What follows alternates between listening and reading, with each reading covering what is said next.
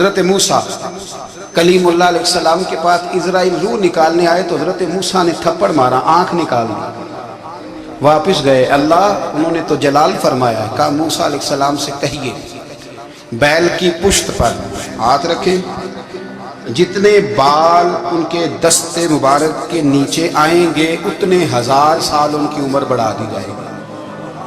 یعنی میرے کان میں کوئی بتا دے کہ جناب 60 سال بڑھ گئی، کیا آپ کے کان میں کوئی کہہ دے تو خوشی ہوتی ہے کہ نہیں؟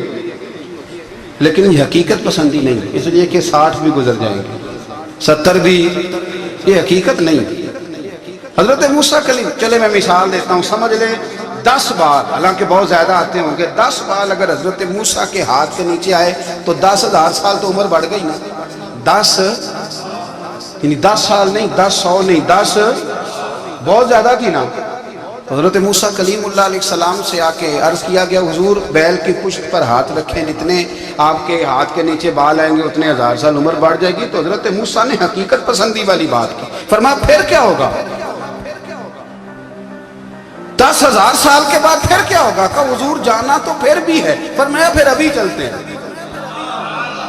اگر جانا ہے نا، جانا ہے تو پھر، اگر جانا ہے تو پھر ابھی، اور سجنوں اگر نماز پڑھنی ہے تو ابھی کیوں نہیں؟ اگر داڑھی رکھنی ہے تو پھر رمضان کا انتظار کیوں کریں؟ ابھی کیوں نہیں؟ اگر سچ بولنا ہے تو پھر، اگر رزق حلال کھانا ہے تو پھر انتظار کا ہے۔ حقیقت ہوتی ہے، بہانہ ہوتا ہے، حقیقت چھپ نہیں سکتی بناوٹ کے اصولوں سے، کیونکہ خوشبو آ نہیں سکتی کبھی کاغذ کے پھولوں سے۔ یہ بات یاد رکھیں، اگر جانا ہے تو حضرت کلیم فرمانے لگے پھر 10,000 سال کے بعد بھی جانا ہے تو آج بھی ہمیں بے قراری زندگی میں اس لیے کہ ہم حقیقت پسند نہیں، ہم بہانوں میں، ہم ہواؤں میں جیتے ہیں، ہواؤں میں، خیالات میں زندگی گزارتے ہیں۔ بڑا ٹائم پڑا ہے، مثلاً کتنا میرے رسول کریم صلی اللہ تعالیٰ علیہ وآلہ وسلم نے ایک دن صحابہ سے فرمایا تمہیں حیا نہیں آتی؟ حضور کیا ہوا؟ فرمایا وہ والے مکان بناتے ہو جن میں تم رہ نہیں سکتے، وہ والا مال جمع کرتے ہو جو کھا نہیں سکتے، حیا نہیں آتی؟ عرض کی حضور حکم کریں تو محبوب فرمانے لگے جوتے کا ایک تسمہ بند کرتا ہوں تو سوچتا ہوں دوسرا بند کرنے سے پہلے موت آ جائے گی، ایک سانس اندر جاتی ہے تو دوسرا آنے سے پہلے میں یاد کرتا ہوں کہ مجھے دنیا سے جانا ہے۔ تمہیں حیا نہیں آتی؟ وہ مکان بناتے ہو جن میں رہ ہی نہیں سکتے، وہ مال جمع کرتے ہو جو کھا، حقیقت پسند نہیں بھائی ہم۔ بہت سارے لوگ ہیں بڑی باتیں سناتے ہیں، بڑی، میں کہتا ہوں اصل میں نا زیادہ باتیں سنا کے نا بیچارہ اپنے آپ کو مطمئن کرنا چاہتا ہے، اصل بات یہ ہے کہ اندر سے نا ہلا ہوا ہے، کچھ بھی نہیں، بڑا زیادہ ہنستا ہے اور مجھے لگتا ہے کہ کوئی گہرا زخم چھپا رہا ہے۔ اس لیے ملمس سازی، حقیقت پسند بنو، حقیقت پسند۔ یاد رکھنا من ترک صلاۃ متعمدا فقد کفر، میرے رسول نے حقیقت بیان کی، فرمایا جس نے ایک نماز بھی جان بوجھ کے چھوڑی اس نے رب کے رب ہونے کا انکار کیا، اس نے کفران نعمت کیا۔ یہ حقیقت ہے، کوئی کلیریفیکیشن نہیں، کوئی وضاحت نہیں۔ جو نماز نہیں پڑھی جھوٹ بولتا ہے، غلط بیانی کرتا ہے۔ جو شخص رزق حرام کما کے کہتا ہے کہ اس کے بغیر گزارا نہیں چلتا، وہ جھوٹ بولتا ہے، اس لیے کہ رب فرماتا ہے جب تجھے پیدا کیا ہے تو تیرا رزق میرے ذمہ ہے۔ اللہ فرماتا ہے کہ لا یکلف اللہ نفسا الا وسعها، میں کسی پر وہ بوجھ نہیں ڈالتا جو اٹھا نہ سکے۔ نماز فرض کیا اس کا مطلب ہے ہم پڑھنے کے قابل ہیں، اس نے ہمارے ذمہ داریاں لگائی ہیں تو مطلب یہ ہے کہ ہم ذمہ داریاں ادا کرنے کے قابل ہیں، ورنہ وہ کہتا ہے میں وہ بوجھ ڈالتا ہی نہیں جو تجھ سے اٹھایا نہ جائے۔ اگر چاہتے ہو کہ زندگی میں اطمینان ملے تو خدا را حقیقت پسندوں والی زندگی گزارو۔ یہ فضاؤں میں زندہ رہنا، ہواؤں میں، اللہ بڑا معاف کرنے والا ہے، اللہ بڑا کریم ہے، معاف کر دے گا، تو بھئی یہ بات صحابہ کو بھی پتا تھی، یہ اہل بیت کو بھی خبر تھی، تو وہ تو ایک ایک بات کا لحاظ کرتے تھے۔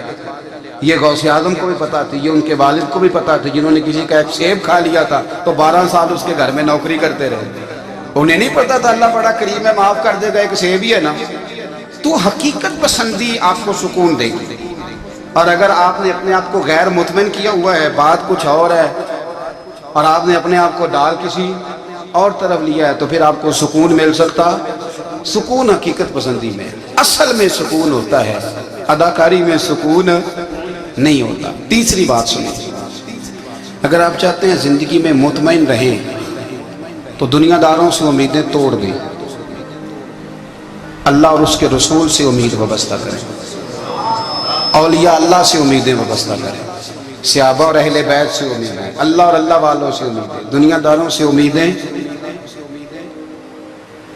آپ کو پتہ ہے دنیا دار کی تباہی کب ہوتی ہے؟ جب انہیں خوش آمدی مل جاتی ہے۔